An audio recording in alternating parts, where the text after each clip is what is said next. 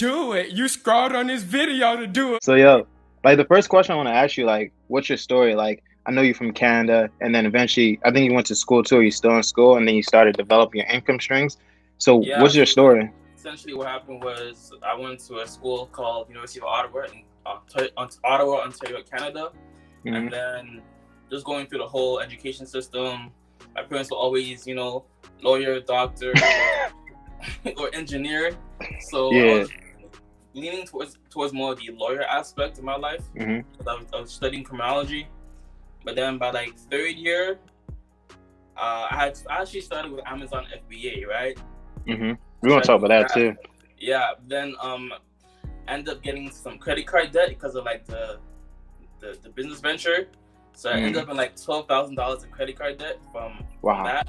Yeah. So that's why I say with Amazon FBA or e-commerce, it's not as hyped up as people say it out to be, especially on like YouTube ads and stuff like that. So it's a lot of risk.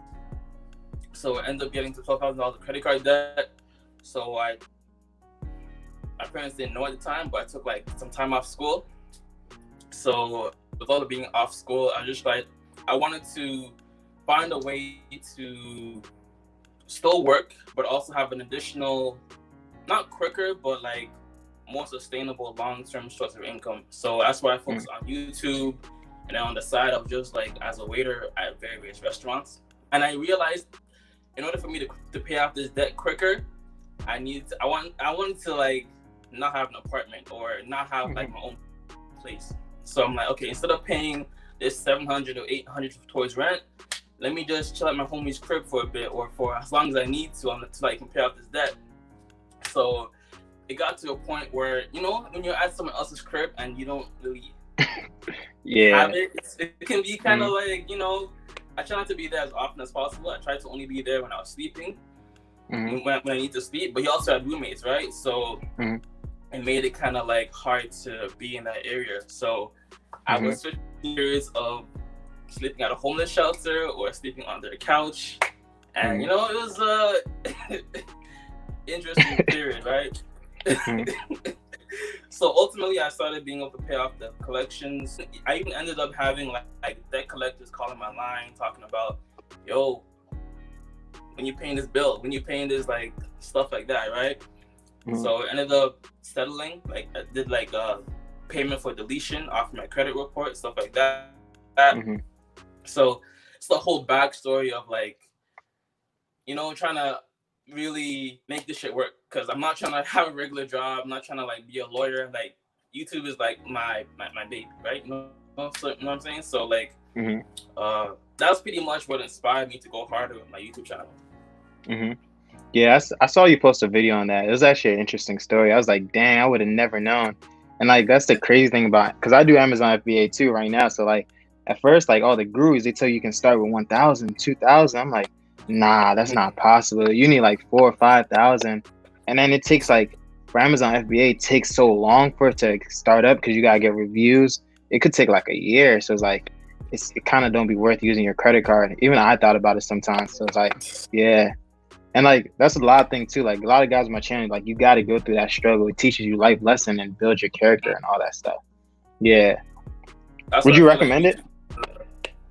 Say again? Amazon FBA? Yeah. I feel like YouTube is probably like the most minimalistic way to start making money online without as much risk. The only investment is your time and your energy to edit, shoot, and then post the video. And then once you post it, if it's evergreen content, people will constantly want to watch it. That's what I was saying. Before you even start thinking about buying a course, anything else, just have $1,000 saved up in your savings account first, just so that you yourself or have some type of buffer room between you and Murphy's Law. Anything that can go wrong will go wrong. So my thing's always saying to use your 9 to 5 or your regular job to fund your side hustle. Exactly. So that's you exactly use the 9 to 5 to build an emergency fund of $1,000, then you use it to start paying off debt, and then you build a further emergency fund of 3 to 6 months of expenses that you have covered. That means if you start working or you quit for 3 to 6 months, you'd be good, right? Exactly. So let's say you got fired, or let's say you want to quit, right? You quit, you start focusing on YouTube, and maybe you have a part-time job that's less demanding on your time and energy. Mm-hmm. So that's the way I would say most people can start dabbling into entrepreneurship or YouTube. Nah, that's smart. That's definitely the smartest way. Like, yeah, like having a job, and then like it fund your actual like hustle instead of like completely quitting your job. Because I know like a bunch of content creators say like, "Yo, I quit my job. School's useless, and I want 100% in." But it's like you're gonna go into debt. Like, and I see a lot of big YouTubers say that too. Like, have something that funds your income. Yo, Like, you see this comments? This guy saying I need a haircut. Yo, they wild. Yeah. What are you saying? like even with YouTube, it takes you like at least a year and a half, 2 years minimum. Minimal. Like mans don't know. Like, But what's crazy? I seen at one point you was posting a video every single day. I'm like, yo, how does this man do it? well, at that point, I was doing like stand-up comedy reaction videos, but I wasn't like, I didn't feel like I was doing much. I wasn't really like providing value to people as much. Like reaction videos are cool once in a while, just throw it out there. But like creating like your own original content that you researched, edited, and then posted, I feel like I found it more fulfilling. Okay, yeah, nah, definitely for sure. But now, like straight up, like for anybody out there watching, like straight up, the best way for you to start making money online is like make YouTube content, make YouTube videos, and there's a bunch of videos on YouTube about how to edit off of your iPhone or how to edit off of your Android. And I feel like one of the easiest ways to start thinking about ideas of content to create is I'm kind of biased, but like addiction, right? So talking about your experience drinking alcohol, your first time drinking alcohol, your worst hangover moment, your first time you smoked weed.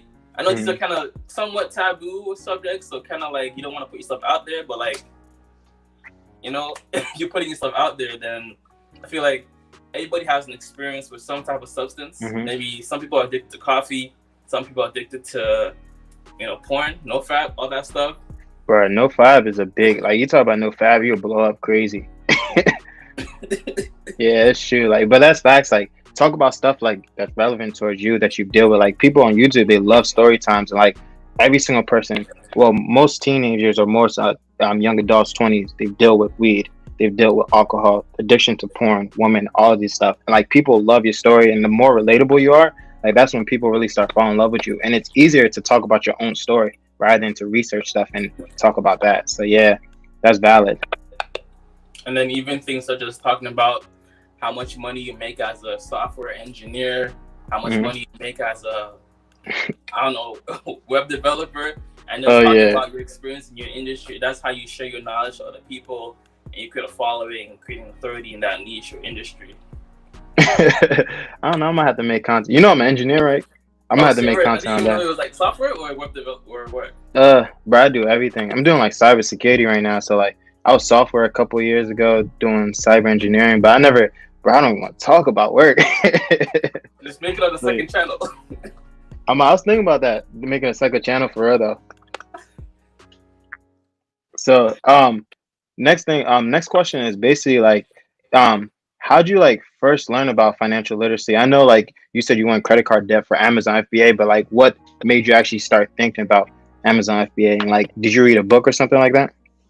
I was just looking at some, like, you know, people always search up on YouTube about passive income ideas or how to make money online, and you just get down the rabbit hole of people's videos, sales funnels, stuff like that. So I was like, how can I scale my time instead of trading like hours for dollars, you know, things that I can create or products I can help market that will constantly make me money. So once I got into debt, that just made me more aware of like, it's not like not everybody that gets into debt is necessarily that they were just careless all the time. It's just like certain situations that happen in life. Maybe they got into some health issues. So, you know, even in the States, right? When people go to the hospital, you get like a credit card, a bill, and then like you can't pay it. It's like, health or paying the bill. Like, Mhm.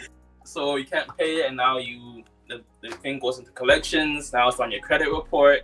Now you can't buy a house or get a car that you want. Yeah. Like, it's not always necessarily that you were careless or your fault, but that just made me more like, okay, so the foundational process to like building wealth is $1,000 saved up.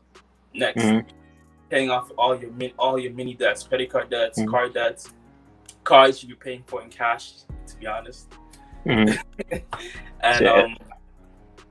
credit card, student loans, and then start building a larger size emergency fund. And then at that point, once you have no debt and a larger size emergency fund, you can be more, you can take more risks in terms of business ventures or dabbling into some type of entrepreneurship. Exactly. No, but I completely agree with that. Like, I remember the first time, I've never been like serious debt, but like the first time I was in debt, right? It was in college or something like that, right? I went to a hospital patient first and they gave me a bill. I looked at it, I was like, I'm not paying this. And then like 4 years later, it came back to haunt me. Like, yeah, you can't get a credit card. You denied for all this. I'm like, why? Because you got debt from a hospital bill and a cell phone bill. Like, I looked at a cell phone bill one time, I canceled it. And I was like, I'm not paying this. And so then, so I kept on getting denied. And like, oh, why is my credit score so bad? So like, yeah, I had to pay all that off. But like, you kind of don't really realize it. You're in debt and how important it is until you actually need it. That's the crazy part. Yeah, keep that $1,000 saved up. You could just like, okay, quick things, pay that, and then you fill the savings account. But if you don't even have a savings, bro, that's like you have no like safety net. Yeah, yo, savings is important. Like a lot of people live check to check, and I think like it's a crazy statistic. Like 50% of Black people or like 80% of Black people like live check to check.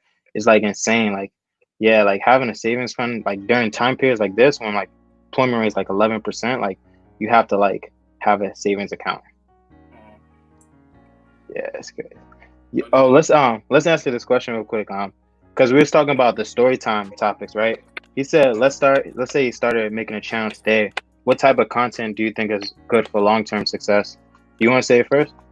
I'd say any type of content that it's not just a news story. News stories, they get a lot of views, like initially. I haven't had one video that got like 25,000 views in like a week. But then after that, it just dies down, right? You know what I'm saying? Which video is this? I think it was this like a male Karen. Like a male Karen was trying to like call the police on Black people for being in the gym. So oh yeah, I've seen that.